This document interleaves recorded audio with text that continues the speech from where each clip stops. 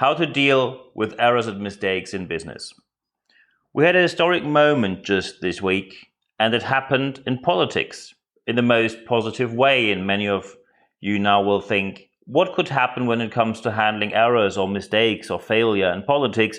And what happens in a positive way, especially during this global pandemic?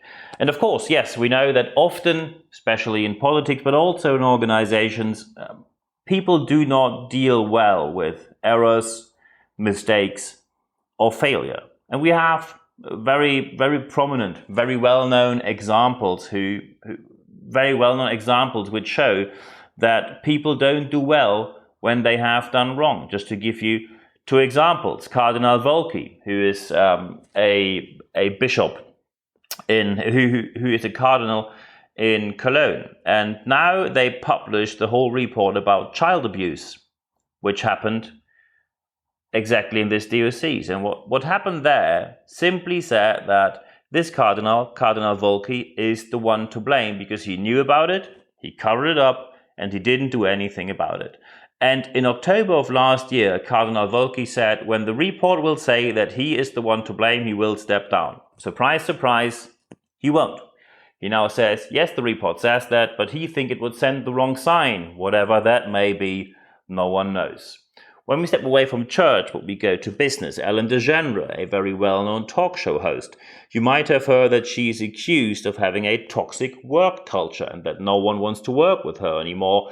Meanwhile, 43% of all people who viewed the show are gone. That's nearly half. And of course, you know that this has tremendous impact on not only the quality of guests, so you go into a spiral downwards, but also it has tremendous impact on which kind of advertising partners you win. Because especially when this kind of accusation happens, sponsoring and advertising partners tend to say, maybe we don't want to work with you. And so far, of course, there's the assumption of innocence, and of course now everyone's looking at it, but the accusation is not really new. And also, as it turns out, it looks like that two production managers are actually accountable for what happened there. But these production managers work with Ellen DeGeneres.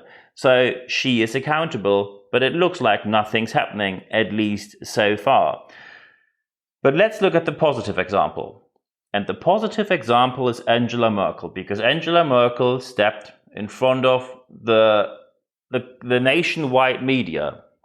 And of course, especially in the recent past with the global pandemic, not everyone was satisfied with how it was handled. And Angela Merkel said, this mistake is my error, it's my fault, and my fault alone. Because at the end, I have all the accountability due to my position. So what she could have done is, she says, look, we had problems in the supply chain, we have a global pandemic, there was a certain secretary not working well, we had different people from our MPs who had to step down due to misbehavior, and I had to deal with that. She had the option to blame absolutely anyone, and she didn't. And that went down very well. The question is, why are so many organizations and businesses unable to have a good approach when it comes to errors, mistakes, failure, and how to deal with it? And there are different aspects of these questions which we have to look at. So one part of the problem, of course, is that in many organizations, when someone apologizes, people see it as a weakness. And many organizations have a culture where they simply say, and that's the second aspect of the problem, many organizations have a culture which simply acts in the following way. Someone apologizes, then the person gets all the blame, and then the person is, what they say in the UK, dead in the water, which means even if you are still there and you were not laid off, there is no chance that you will have any career in the future. That's of course one way how to deal it, not a good way, not an efficient way, not an effective way, but it is one way which people like to do for just one simple reason. Some people enjoy to blame someone. Some people like to pin down everything to one person. And some people simply look for a simple solution to a complex problem. You can't tell me that in any organization, especially not in international organizations, you can blame one person to a certain problem. It's always a number of people involved. And here we come to the third aspect of the problem. When you're unable to deal well with errors, mistakes, or failure, then you simply develop a backstabbing culture. A backstabbing culture, or when you want to have it a bit more straightforward, the cover your ass mentality, which means everything you do, you cover yourself first. So when it goes wrong, you know exactly who to blame. And I just give you a very small example. Have you ever been in CC of an email? You most likely have been. Have you ever been in CC of one of these emails where you think, why am I in CC? Why am I copied into this email? I don't have anything to do with that really. But it is a part of what I just called a cover your ass culture. Someone thinks this might go wrong in the future. So you send the email to someone, and of course you just, in the line which says to, you just put a couple of more people in just to be sure. Then you CC absolutely anyone on everything. So when it goes wrong, they will say, you knew about it, you knew about it, and you knew about it as well. You didn't do anything. It's either all our fault or it's no one's fault. And of course, you know that you don't want to take the blame. And of course, you also know it can't be no one's fault. So you simply stop to talk about it. No learning process, no solution, simply a backstabber or, as I said before, cover your ass mentality. And this mentality turns into a huge problem because it is toxic for your work environment. So how to do better? Of course, you can do training or coaching. You can have people speaking at your events about it. You can have mentors or consultants looking at the culture of your organization, or you even can have external project and interim managers who simply can put a different light, or because they are in a different position on a temporary contract, they can simply take risks in a different way than the people who work for you constantly can. Of course, that's all possible, and I'm happy to talk with you about the different options we have here. But let's look at how can we do better. So step number one of how to do better, because in this podcast, we always want to look at how to do better. This is not a podcast where we only complain and say, have a nice week. We want to look at how to do better in practice, in the real world out there. So aspect number one, when someone apologizes, that is the first step where you can do a proper analysis of where the root cause of the issue truly lies.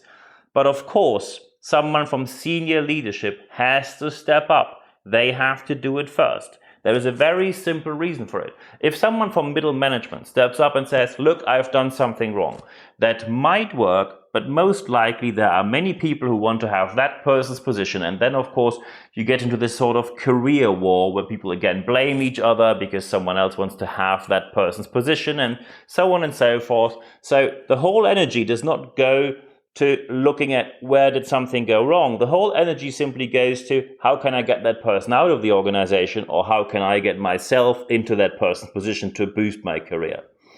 Someone from senior leadership has to say, I've done something wrong, and I now encourage anyone else to step up and say, I am taking a part of the process where and now we get to the second step of how to do better, where we look into how we can truly innovate. And now we have a word where the German language is a bit more efficient than the English language is. Some people will now say, of course, Germans are always more efficient. Well, when it comes to language, not really. Look into these long words. That is not efficient.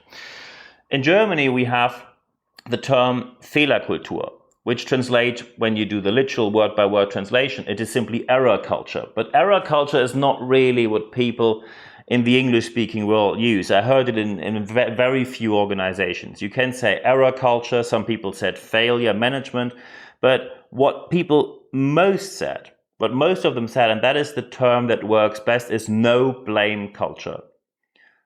A culture which is not focused on just putting the blame on someone in the very first step. Someone steps up, they say, I've done something wrong.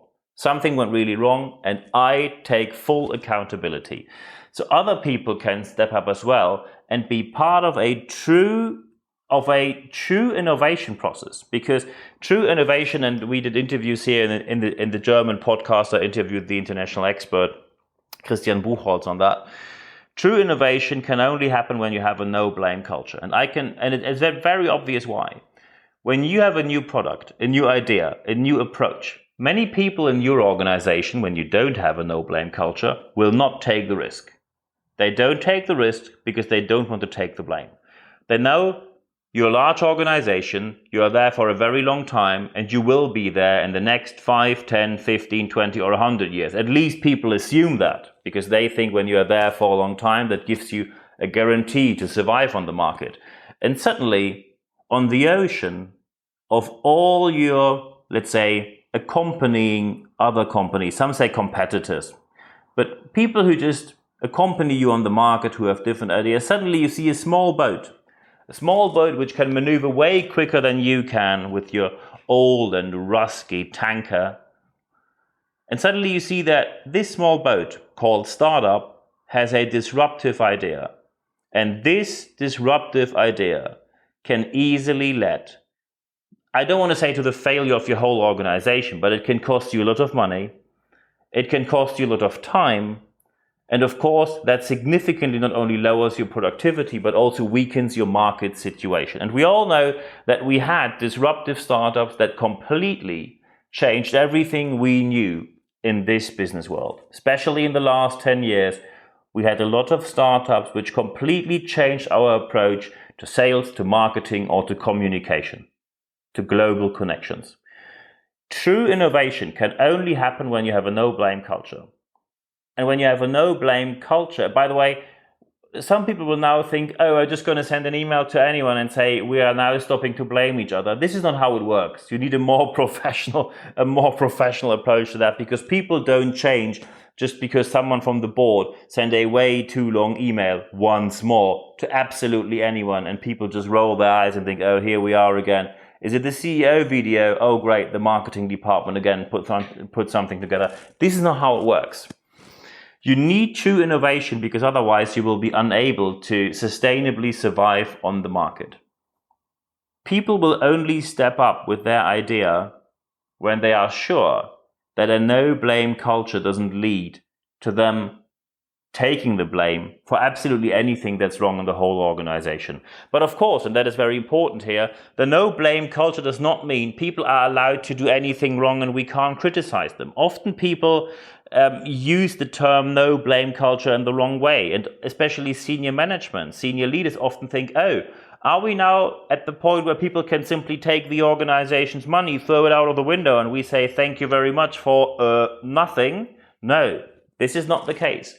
When people do something wrong, we have to find the root cause of what went wrong. And sometimes you find out that someone is not up to the job they did. By the way, that's a very rare case, because you develop your talent. And when people are not up to the job, one of the questions always is, why did they get chosen in the first place? And why didn't the organization see way earlier that they are not competent? And often then, we have to admit that many positions were given away by, I like that person more than the other, or we have a family connection, or we have a connection with a certain, in high commas, elite university, and we always take people from there. So it gets down to pretty random aspects, where suddenly people get into senior roles in organizations where they are not even remotely qualified. But the no-blame culture means that as soon as something goes wrong, we go into the analytical steps before we look at which person might have done something wrong, where we have to look into consequences. Do not do the blame in the first place, because aspect number 3 is you have to get rid of the toxic culture of covering things up. And that still is the standard. Most people, when they do something in a large organization, think, if it goes wrong, how can I cover up myself? How can I cover up what happened? How can I simply step away and say, it's none of my business what happened there. You have to deal with it. I am out. Thank you. And this toxic culture is often driven, and it goes hand in hand often, with toxic masculinity. You often have people who are very loud when they approach the scene, who are very loud when they approach a discussion, who are very loud when they approach a conflict. And this behavior is often driven by toxic masculinity.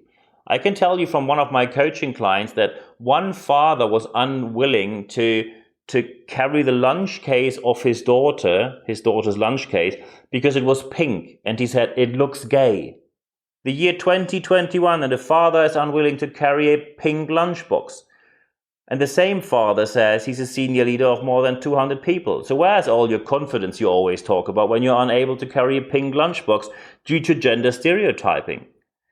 So this toxic masculinity, the toxic culture of covering things up, is the culture you have to get rid of. Because as soon as you keep it in your organization, people will simply copy that behavior to boost their own careers. They will be loud, they will be aggressive, they will take crazy risks to make anything happen. But these risks are always driven by a good plan, how they're able to blame someone else when it goes wrong.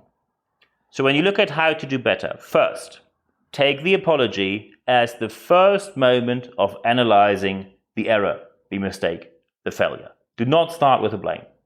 Because, aspect number 2, true innovation is always driven by a no-blame culture.